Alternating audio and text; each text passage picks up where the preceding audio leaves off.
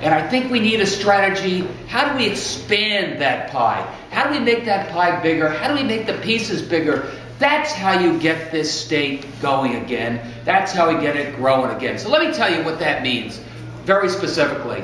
You know, day one, if I were your governor, I'd get on the phone and I start talking to some of the employers in the state. Employers large and small. And I'd say, what do you need? What do you need to stay in Connecticut, to hire in Connecticut, invest in Connecticut? What can we do as a state, a proactive state government, to help you make that right choice? And I know you're thinking, oh, I bet I know what they all want. They all want tax incentives, like Jerry Springer got tax incentives down in Stanford. No, you talk to people and they want an awful lot of other things.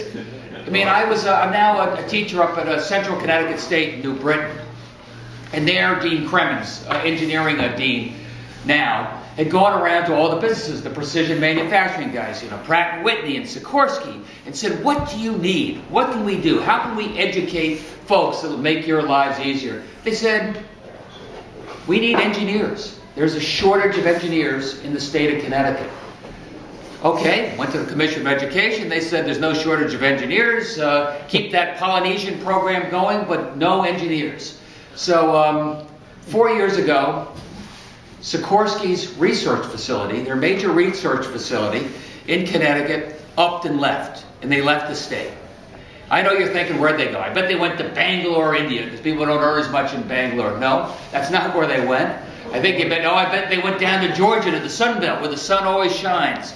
No, they went to Bozeman, Montana, and they went to, you know that. They went to Bozeman, Montana, because an aggressive governor named Brian Schweitzer picked up the phone, said, what does it take for you to come to Bozeman? And they said, engineers. And he said, we're going to create an engineering program at the university to make sure that your research facility is a state-of-the-art for the foreseeable future.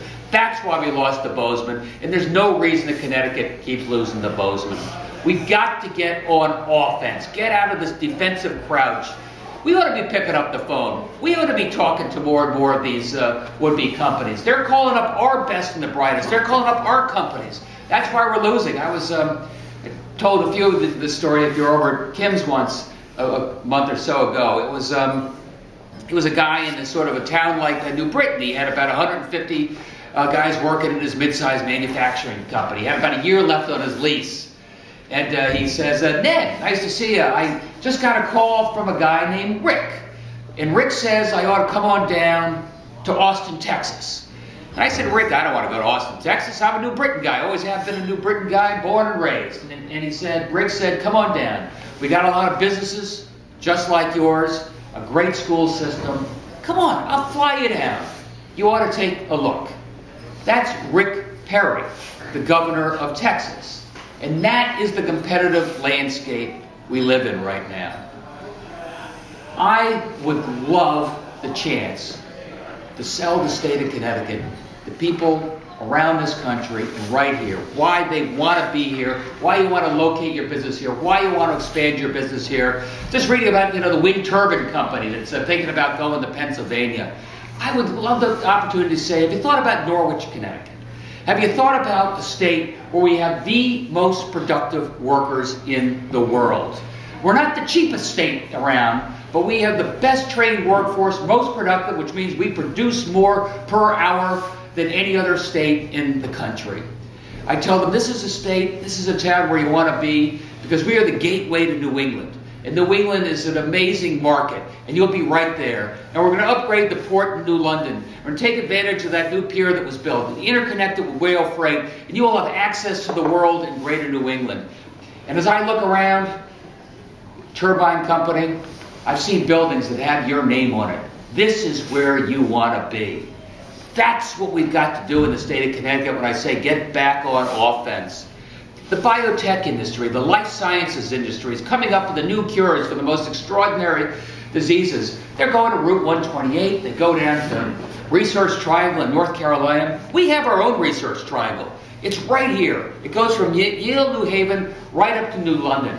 Yale is doubling the size of its campus, going into the Bayer facility there. Lots of research on top of the Smilow Cancer Center, Yale, New Haven, all the way through to Pfizer in Groton. through London, Brighton.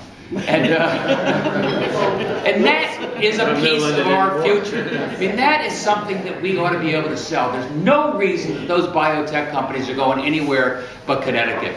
There's a science park down in New Haven. I would say, why don't you think about the science park? There's a number of other biotech companies there. There's a guy named Eli Whitney. Ever heard of Eli Whitney? Yeah. Well, Eli Whitney was located there when he sort of helped reinvent and modernize modern manufacturing, the interchangeable parts. And that's the history of Connecticut. We've always been the most entrepreneurial, optimistic, proactive, state in the country. Who do you think invented the helicopter? Bingo, Igor Sikorsky. We invented the sewing machine. We invented the pocket watch, the wristwatch, the Mickey Mouse watch. This was all invented in Connecticut. We were always the place that was at the cutting edge.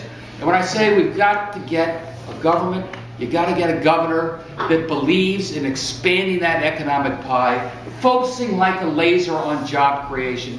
That's how we're going to solve that budget deficit. That's how we get this state growing again. That's how we make sure our kids at least have a realistic option of being able to live here and grow a family here, maybe start a business here. And that's why I want to be governor. It's a chance to get this state going again. It's a chance to get this state growing again. I want to see Connecticut get its mojo back. Thank you. All right.